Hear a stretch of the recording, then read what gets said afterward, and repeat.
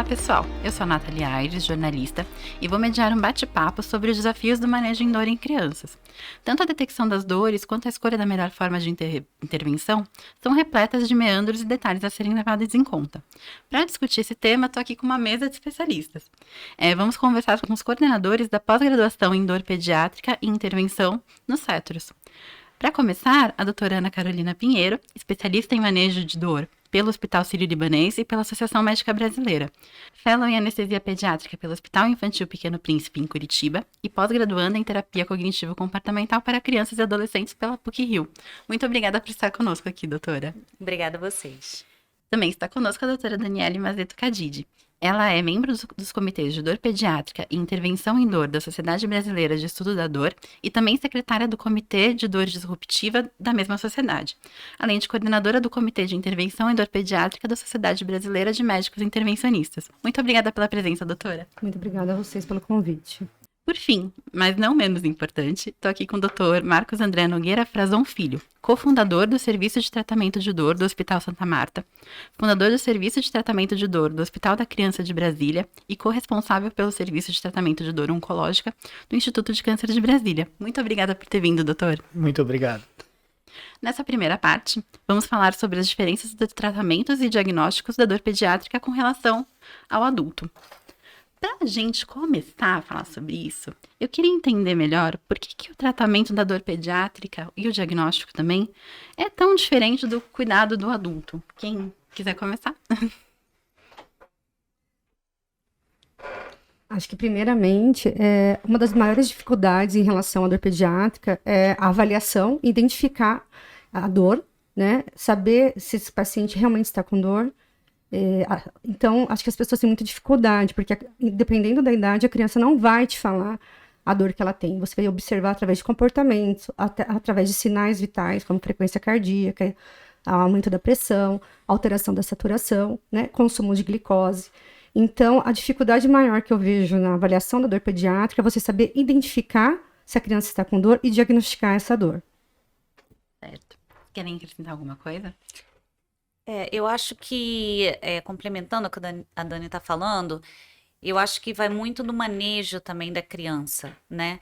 Os estudos mostram que várias intervenções por si só feitas em adultos não funcionam na faixa etária pediátrica. Uhum. Então, a criança, para ela estar em desenvolvimento cognitivo, desenvolvimento fisiológico, tudo isso faz com que o tratamento seja bem diferente e a abordagem tem que ser muito diferente. É difícil diagnosticar e muitas pessoas se frustram na hora de tratar porque querem tratar como tratam os adultos. E não funciona dessa forma. Uma coisa a mais é a família, né? Uhum. Então, é extremamente importante a nossa educação, né? Uma educação não só para a criança, do que ela tem, mas para os pais, que muitas vezes estão frustrados, já foram em 50 outras especialidades ou médicos atrás de um tratamento e não conseguiram um resultado satisfatório. Então, a gente precisa educar o pai do que está acontecendo, educar todo mundo que lida com essa criança. Essa criança precisa de um entendimento escolar sobre o que está acontecendo com ela e de outros tipos de práticas que a gente muitas vezes não faz no adulto por ele ser um ser já independente. Então, eu acho que, fora as patologias, que tem patologias que são estritamente pediátricas, né? Eu vou dar um exemplo básico dentro da nossa área, como a anemia falciforme, que na faixa etária pediátrica a gente tem muito mais crises falcêmicas, né? E então, assim, tem algumas patologias que são muito específicas da criança, dor de crescimento, dentre outras coisas, que a gente não vê nos adultos. Então, realmente, depois que a gente vai estudando, a gente vê que é um outro mundo. Uhum. Interessante. E eu nunca tinha pensado nisso, da educação dos pais. Às vezes os pais, eles podem ser um dificultador do tratamento, ou o não entendimento deles pode trazer alguma consequência? Sim, é muito importante que a gente tenha em mente que o tratamento da criança vai englobar a família como um todo, né? Então, os pais, eles são os nossos olhos, eles são as nossas mãos, né? No tratamento da criança. Então, a gente tem que ter o completo entendimento dos pais acerca do problema que a gente está tratando na criança. É claro que a gente tem diferentes faixas etárias, mas a família, ela ocupa um papel central. E quando os pais eles se empoderam desse tratamento, quando a gente cria um vínculo não só com a criança, mas com os pais, a gente vê que a gente consegue ir muito mais longe com o tratamento. Que bom. E quando a gente fala em dor, é um tema muito amplo, né? Mesmo pensando na dor em adulto, pode ser um monte de coisa. Sentir uma dor pode ser, sei lá, desde um problema de neurologia até um problema de ortopedia.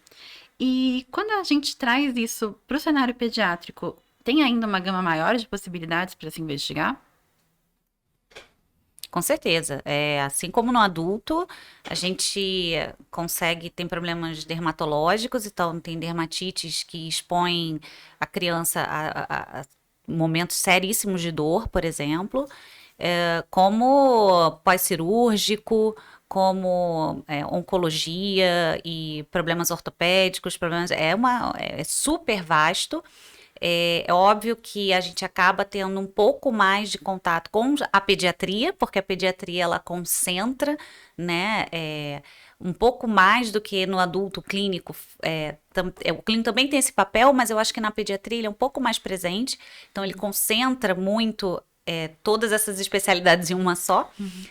Então a gente acaba tendo mais contato com os pediatras. Mas a gente também atua, porque o importante na clínica da dor é o entendimento de que nós somos mais uma ferramenta para o bem-estar do paciente.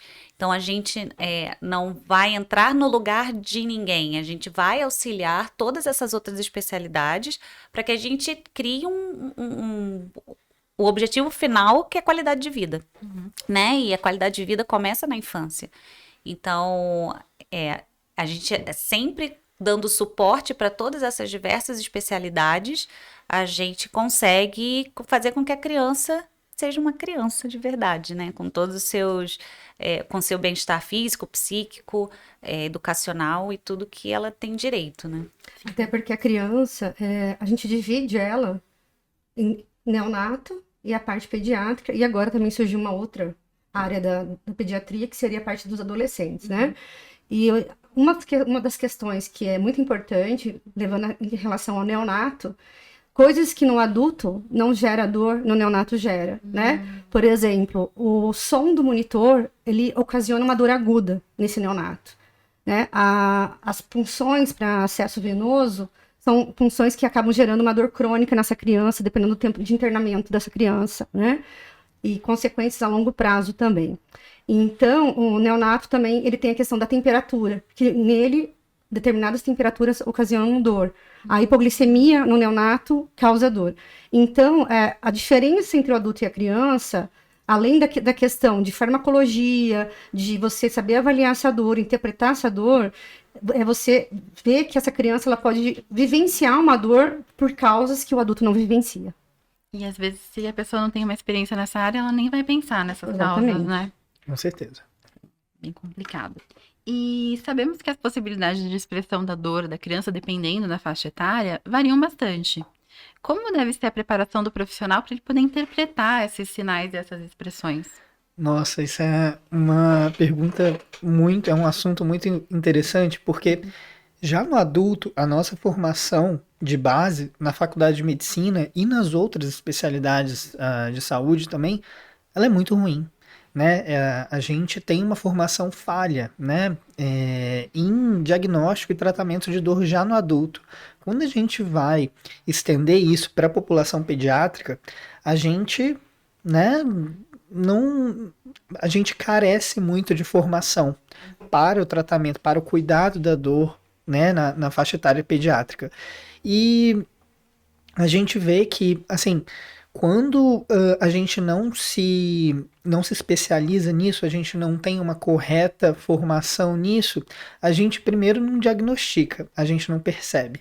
O que a gente não diagnostica, a gente não sabe tratar direito.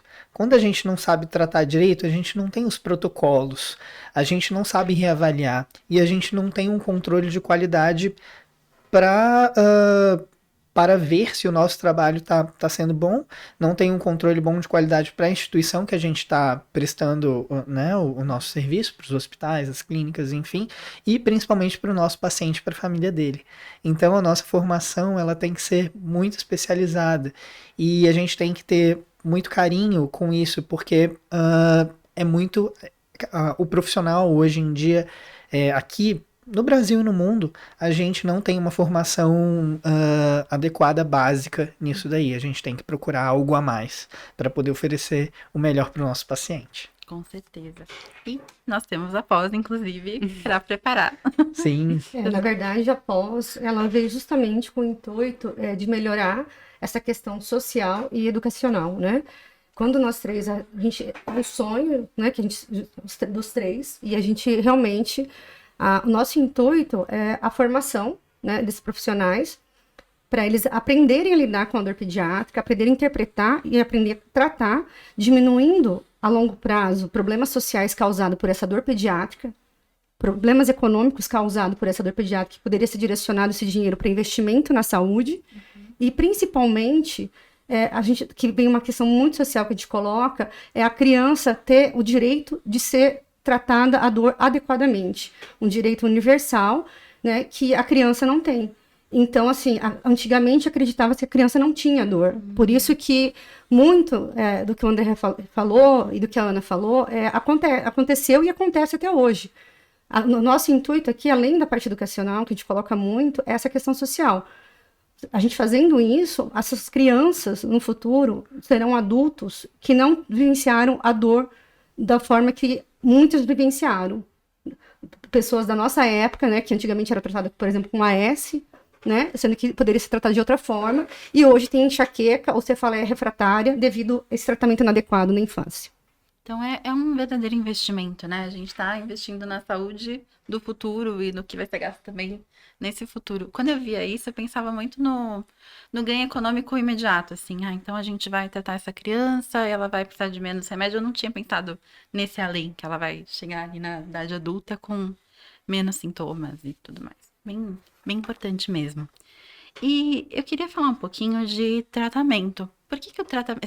A doutora Ana já comentou que muda um pouco, né? Mas como muda exatamente esse tratamento da criança em relação ao adulto? De duas formas, né?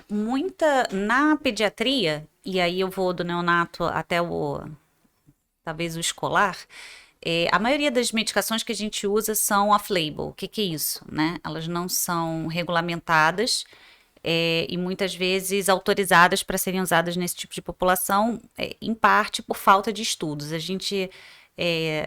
A maioria dos nossos estudos são estudos de fora do país, e lá eles são muito mais permissivos do que a gente para realização desses estudos, e mesmo assim são poucos. Então, fazer estudo com população pediátrica é uma coisa um pouco mais complicada.